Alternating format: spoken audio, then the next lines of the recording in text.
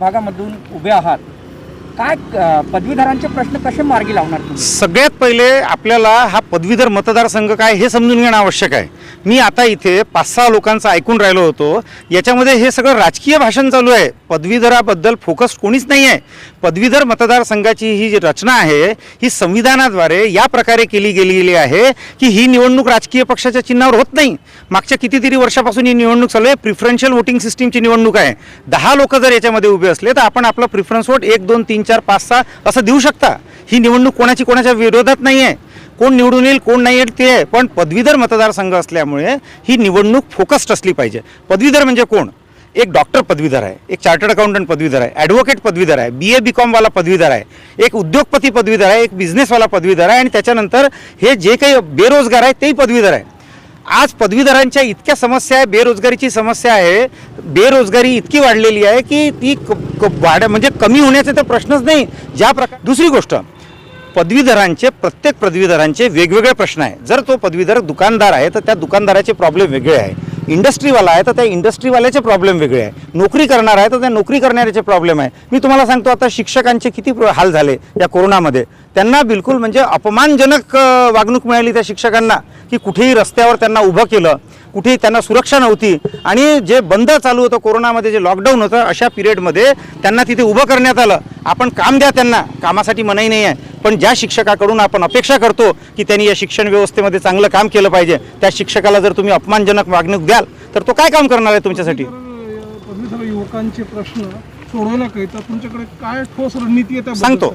मी chartered accountant आहे, मागच्या 31 वर्षापासून चार्टर्ड अकाउंटंट म्हणून प्रॅक्टिस करत आहे. मी कोणते राजकीय पक्षाशी जोडलेला नाही आहे, मी कधी राजनीती केलेली नाही आहे, आणि मी आपल्या आयुष्यात कधी निवडणूक लढलेलं नाही आहे. पण या पदवीधर मतदारसंघाची जी दुर्दशा पाहिली, जो हाल पाहिला, याला पाहिल्यानंतर मी मागच्या 2 वर्षापासून काम करून राहिलो. या पदवीधर मतदारसंघामध्ये 70,000 किलोमीटर मी प्रवास केला मागच्या 2 वर्षामध्ये, आणि प्रत्येक जिल्ह्यामध्ये मी कनेक्टेड आहो. प्रत्येक जिल्ह्यामध्ये माझे पदवीधरांचे काय प्रश्न आहे मला माहिती आहे. एक दुसरी गोष्ट, मी हे नाही म्हणत की एक माणूस आला म्हणजे पूर्ण 6 जिल्ह्यातले एका दिवसात प्रश्न सुटून देईल, असं कोणीच नाही म्हणू शकत. पण आपल्याला 2 गोष्टी माहिती असल्या पाहिजे उमेदवाराला, की पदवीधराचे पहिले प्रश्न काय हे त्याला माहीत असलं पाहिजे. आणि जर प्रश्न आहे तर आज फक्त प्रश्न सांगून नाही होत, प्रश्न सोडवण्याची हे पाहिजे. मी चार्टर्ड अकाउंटंट म्हणून प्रॅक्टिस करून राहिलो. मला महाराष्ट्र शासन, भारत सरकार, त्याच्यानंतर वेगवेगळे डिपार्टमेंट यांचे सगळ्यांचे फंडिंग पॅटर्न काय आहे, फंड कसे रेज करता येईल, कोणत्या स्कीमवर किती खर्च केला पाहिजे, घटनेने कोणत्या याच्यावर किती बंधन घातलं पाहिजे, पब्लिक अकाउंट कमिटीची जबाबदारी काय आहे, या प्रकारच्या सगळ्या गोष्टीची मला माहिती आहे. आणि ह्या सगळ्या गोष्टीची माहिती असल्यानंतर मी मागच्या 2 वर्षापासून या पूर्ण याच्यावर करून राहिलो. पदवीधराचे जे प्रश्न आहेत ते मला माहिती आहे, आणि शासनासमोर ते प्रश्न. याच्या व्यतिरिक्त एक अजून गोष्ट आहे की शासनाने जरी आदेश दिले तरी अधिकारी लोक जे आहेत ते त्याच्यामध्ये तितकं कॉपरेशन त्यांचं राहत नाही, निगेटिव्हिटी राहते बऱ्याच वेळेस. तर त्या अधिकाऱ्यांचं सुद्धा मत अनुकूल करून घेतलं पाहिजे. आपण त्यांना लिगल फ्रेमवर्कमध्ये आपण कसं सांगू शकतो, काय होऊ शकते, हे जर आपण त्यांना बरोबर समजावून सांगितलं तर छोटे छोटे प्रश्न सुटतात. राज्यात बेरोजगारीचे ग्राफ वाढते आहे, आणि मी तुम्हाला सांगतो आहे, पदवीधर आणि बेरोजगार युवक आहेत त्यांना काय मी सांगतो, याच्यामध्ये पदवीधराचे जे बेरोजगारी वाढून आहे, ज्या प्रकारची आमची अर्थव्यवस्था चाललेली आहे त्याच्यामध्ये ही बेरोजगारी अजून वाढणार आहे. म्हणून पदवीधराचा आमदार हा असा पाहिजे की जो पदवीधरांचे प्रश्न प्रॉपर उचलून त्या याच्यावर ठेवेल, की ज्याच्यामध्ये आता बेरोजगारीचा जो तुम्ही प्रश्न उचलला, बेरोजगारीचा प्रश्न असा आहे की बेरोजगारी कशी कमी होईल. आपण बेरोजगारी कमी व्हायसाठी इंडस्ट्रियल डेव्हलपमेंट व्हायला पाहिजे. आणि एकीकडे आपण म्हणतो बेरोजगारी वाढून राहिली, दुसरीकडे आपण हे इतक्या मॉल आणि हे मोठे सगळ्यांना सपोर्ट करून राहिलो आपण.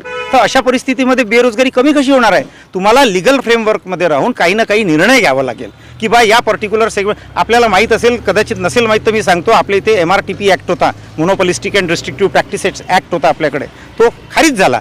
त्या ॲक्टची भूमिका अशी होती की कोणतं काम कोण करू शकते हे ठरवलेलं होतं, त्याच्यामध्ये बंधन होते, सेक्टरल बंधन होते त्याच्यामध्ये. तर या प्रकारची आम्हाला पूर्ण व्यवस्था समजून काम करायला पाहिजे, कायद्याच्या फ्रेमवर्कमध्ये राहून काम करायला पाहिजे. प्रश्न तर खूप आहे. आज इंडस्ट्रियलमध्ये तुम्ही इंडस्ट्रियल युनियन MIDC किंवा कोऑपरेटिव्ह इंडस्ट्रियल सेक्टरमध्ये जाऊन पहा, तिथे युनिट बंद आहे तिथे. तर मग सगळ्यात पहिले तुम्हाला जर रोजगार निर्माण करायचा आहे तर तो युनिट का बंद झाला, त्याला सबसिडी का नाही मिळाली, त्याचं काय झालं, त्याला विजेचं कनेक्शन का तुटलं, त्याचं नळ आणि व्यवस्था आहे की नाही आहे, ह्या सगळ्या गोष्टीचा जोपर्यंत तुम्ही विचार नाही करणार तोपर्यंत तो रोजगार कमी नाही हे होणार तिथून.